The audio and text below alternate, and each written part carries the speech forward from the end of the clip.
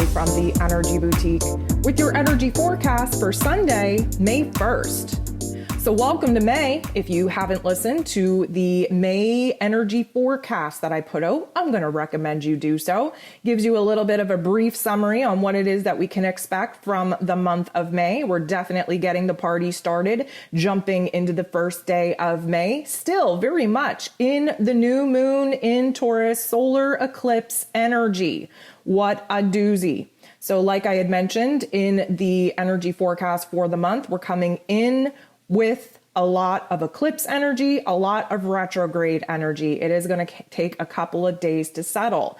And on May 1st, there are a very, very large amount of people still celebrating what we call Beltane, a Gaelic festival, if you will, celebrating the halfway point between the spring equinox and the summer solstice. This is a time of celebration, a time of ritual, a time of prayer, giving a little bit of shout out to the uppers, to the cosmos, to our guides, to our ancestors, to please provide us with safety, security, and protection, especially where our environment, our food sources are concerned. Wouldn't be a bad idea to take a time out and to definitely give a shout out to the cosmos to continue to provide us with that safety and security, especially as we enter into this very disturbing phase of Earth.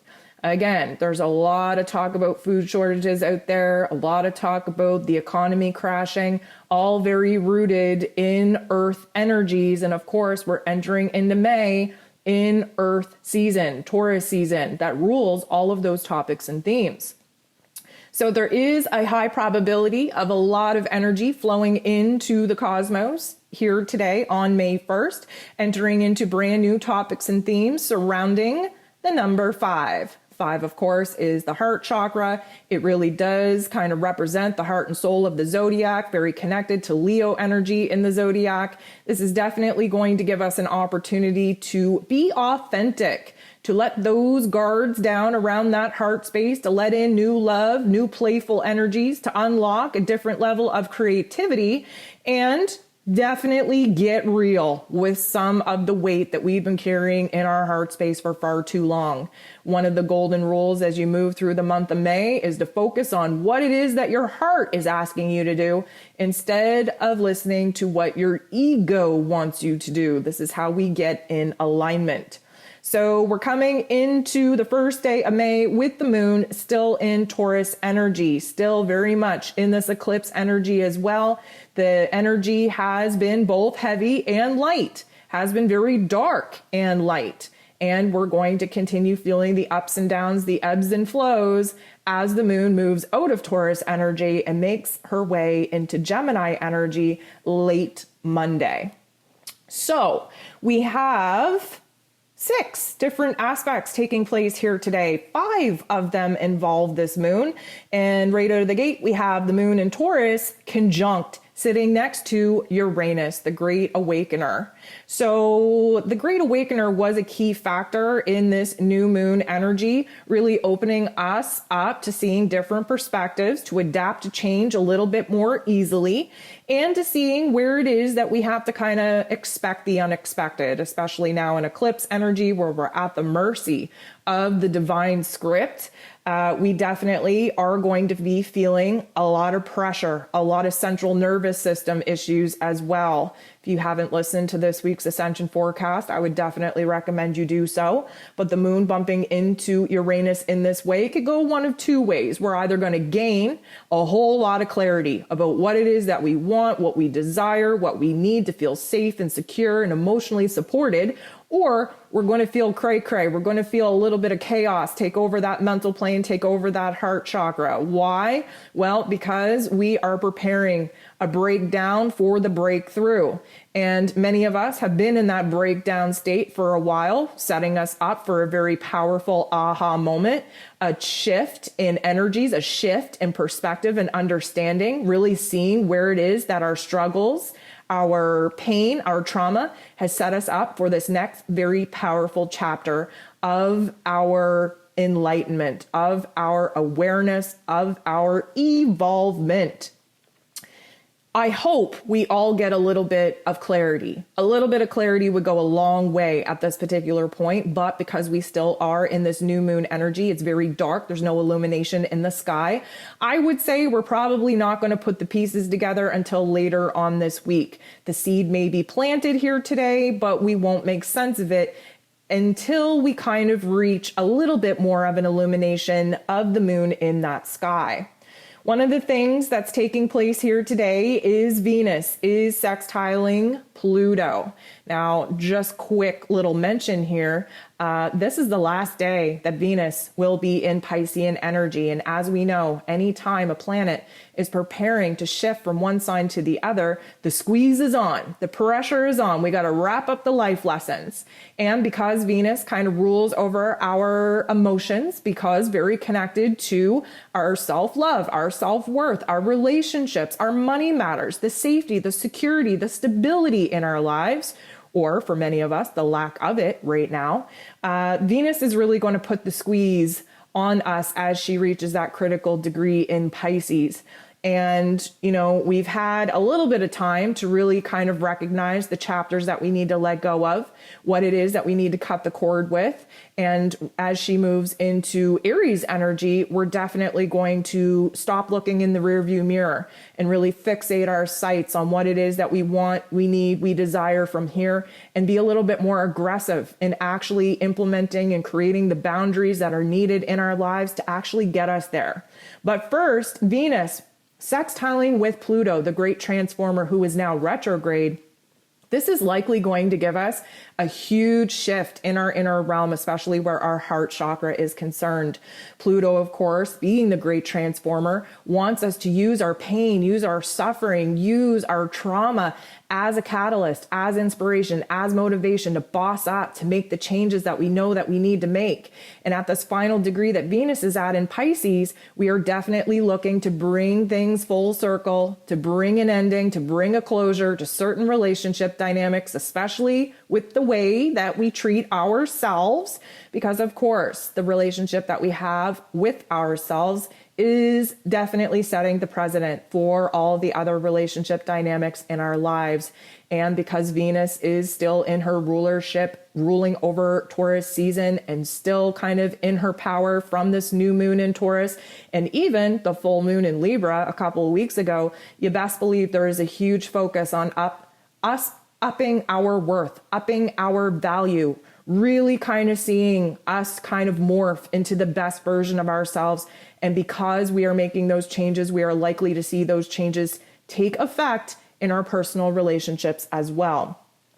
This particular aspect is going to shift something within us, making that transformation in our psyche, in our heart space, long before we will see the results of that take form in our physical realms. But this is a very powerful aspect. I'm going to caution you to not set up camp in visiting the past and visiting the past pain and trauma that needs to come up, needs to flash back in your memory, in your emotions, in order to push you forward. If anything, we want to really be aggressive right now and say, although that happened, I'm going to push myself forward in spite of that. Instead of sitting around crying and wanting to escape reality, I'm going to do something about it so that I never experience these particular circumstances again.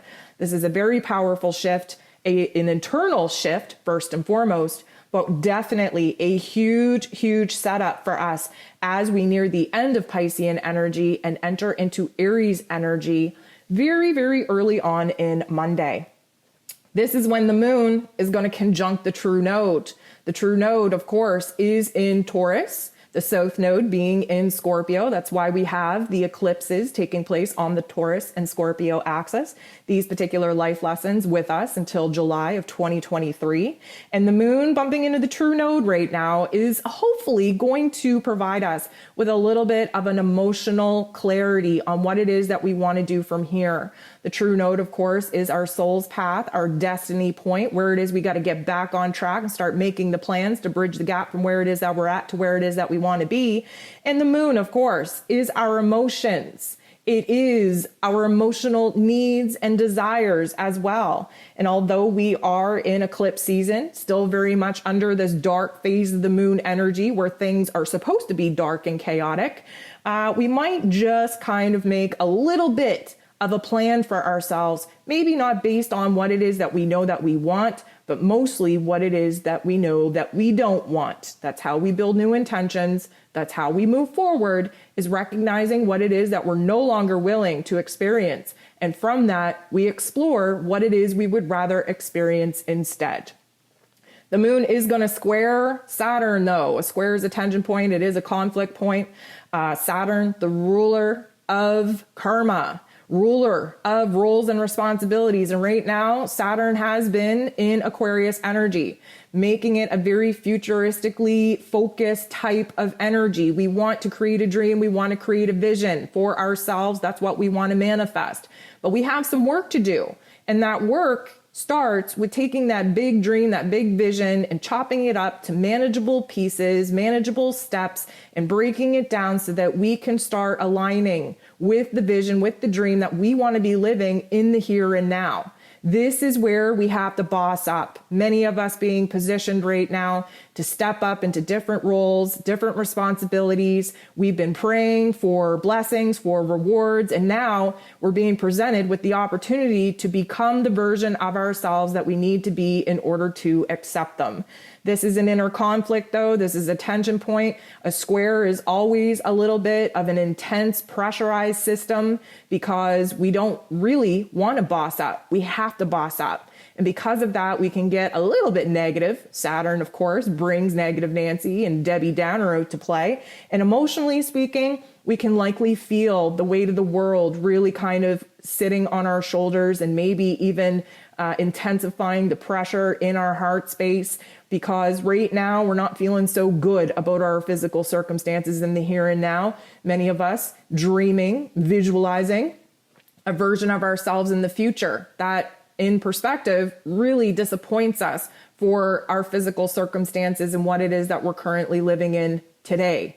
So we have to really balance that energy so that we don't get sucked into the darkness, that we don't suffocate under the weight of the roles and responsibilities that we're no longer in alignment with. We have to recognize where it is that we feel restricted, where it is we feel blocked and held back, because those are the areas that we have to focus on setting ourselves free from.